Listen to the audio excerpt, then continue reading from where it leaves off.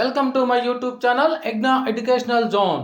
Friends, ఈరోజు వీడియోలో ఉద్యోగులకు 10 రకాల మినహాయింపులు ఉన్నాయి. వాటితో పాటు ఆర్థిక ప్రయోజనంతో పాటుగా ఆదాయ పన్ను బొనంజా కూడా ఉంటుంది. ఆ వివరాల గురించి మనం ఈ వీడియోలో తెలుసుకుందాం.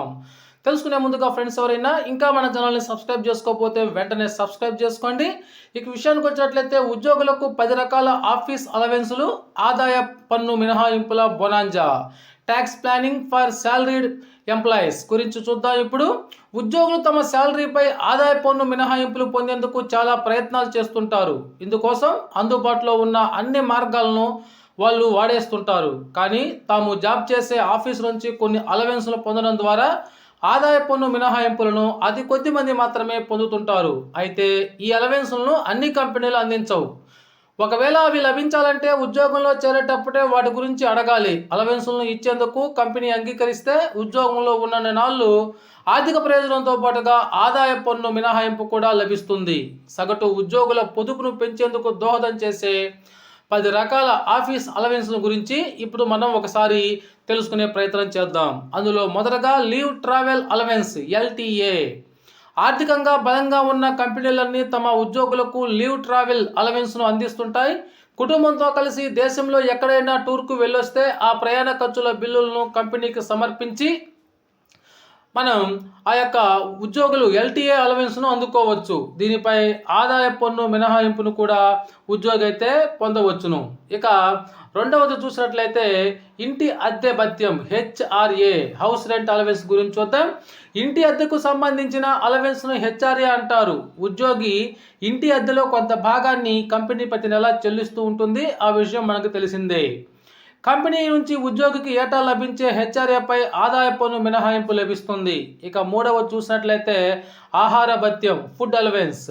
కొన్ని కంపెనీలు తమ ఉద్యోగులకు ఆహార భత్యం కూడా అందిస్తుంటాయి. పలు సంస్థలు తమ ఎంప్లాయీస్కు prepaid food vouchers, prepaid food కూపన్లు కూడా అందిస్తాయి. ఈ ఆహార కూపన్లను వినియోగించినా కూడా ఆదాయ పన్ను మినహాయింపు లభిస్తుంది. అలాంటి ఫుడ్ కూపన్స్ను వాడితే ఒక్కొక్క మీల్పై ₹50 వరకు పన్ను మినహాయింపు ఇస్తారు. ఇక ప్రయాణ భత్యం, ట్రావెలింగ్ అలవెన్స్ నాలుగవది. ఇంటి నుంచి ఆఫీసుకు, ఆఫీసు నుంచి ఇంటికి ఉద్యోగి చేసే రాకపోకల ఖర్చులకు కూడా పలు కంపెనీలు చెల్లిస్తుంటాయి. దీన్నే ట్రావెలింగ్ అలవెన్స్ అంటారు. చాలా కంపెనీలు ఈ భత్యాన్ని సాలరీ స్లిప్పుల్లో చేర్చి చూపిస్తుంటాయి. ఇలాంటి అలవెన్స్లపై కూడా ఆదాయ పన్ను మినహాయింపు ఉంటుంది.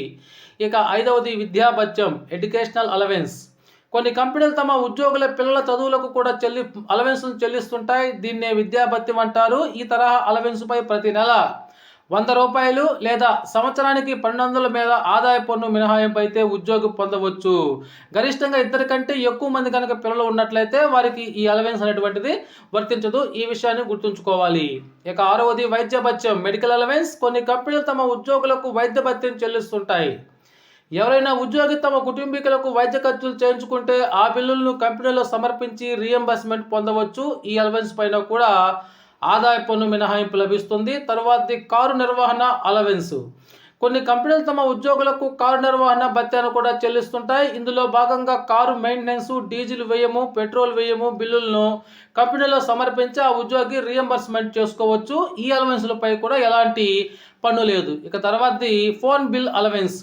ఫోన్ బిల్లులకు సంబంధించిన భత్యాన్ని ఉద్యోగులకు కంపెనీలు ఇస్తుంటాయి. ఉద్యోగులకు సంబంధించిన prepaid, post paid, landline, broadband, internet కనెక్షన్ల బిల్లులను కంపెనీలు రీఎంబర్స్మెంట్ చేస్తుంటాయి. ఈ బిల్లులకు కూడా పన్ను మినహాయింపు అయితే ఉంటుంది. ఇక తర్వాత చూసినట్లయితే గిఫ్ట్ వోచర్. కొన్ని కంపెనీలు తమ ఉద్యోగులకు కానుకగా గిఫ్ట్ వోచర్లు లేదా టోకెన్లు అందిస్తుంటాయి. ఏడాదికి ₹5000 లోపు విలువ కలిగిన గిఫ్ట్ వోచర్లు లేదా టోకెన్లపై పన్నులు విధించరు. ఇక చివరిగా చూసినట్లయితే యూనిఫామ్ అలవెన్స్. ఉద్యోగి తాను కంపెనీకి ధరించి వచ్చే యూనిఫామ్ పైన కూడా అలవెన్స్ను పొందవచ్చు. దీనికోసం కూడా ఉద్యోగులైతే ట్యాక్స్ పన్ను మినహాయింపు అయితే ఉంటుంది. ఓకే ఫ్రెండ్స్, ఇది సమాచారం.